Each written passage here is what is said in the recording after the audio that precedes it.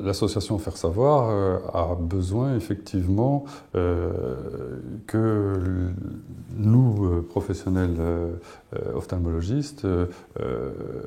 orientons certains patients vers elle. C'est certain que les patients n'auront pas tendance spontanément à aller vers une association dont ils n'ont jamais entendu parler. L'association permet aux personnes qui tombent dans le handicap d'avoir connaissance et de rentrer dans un réseau où on va pouvoir les mettre en contact avec des professionnels adaptés à leur situation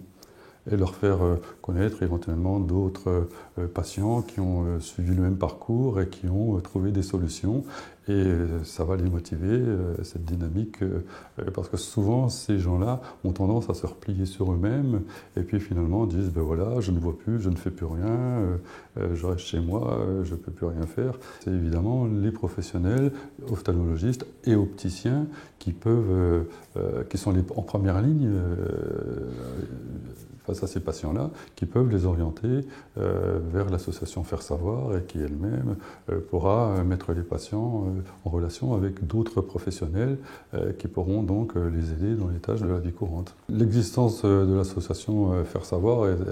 d'une excellente chose parce qu'effectivement, nous au cabinet, on a un rôle purement médical, de diagnostic, de thérapeutique quand c'est encore possible. Et une fois que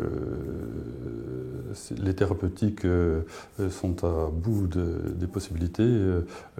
il faut effectivement que le patient soit pris en charge d'une autre façon et ce n'est plus dans notre corde, on ne peut plus aller chez lui, l'aider, l'expliquer, bien que des fois il aimerait, mais ce n'est pas notre travail, on n'en a pas le temps de faire ça, ni les possibilités. Donc c'est là où l'association Faire Savoir devient importante et va pouvoir apporter des solutions aux patients. C'est tout à fait légitime que les opticiens fassent l'information sur le parcours de soins de la personne malvoyante. Il y a également des associations médicales qui essayent de le faire, mais qui sont relativement peu connues et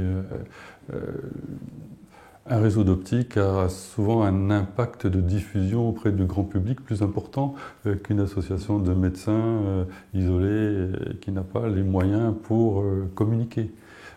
Donc une grande enseigne d'optique comme Atoll a quand même un réseau commercial et des moyens de communication qui n'ont pas de commune mesure et qui peuvent permettre de faire passer le message, de faire savoir qu'il existe entre autres l'association Faire Savoir. Ils ont, à mon avis, possibilité de jouer un rôle important à ce niveau-là.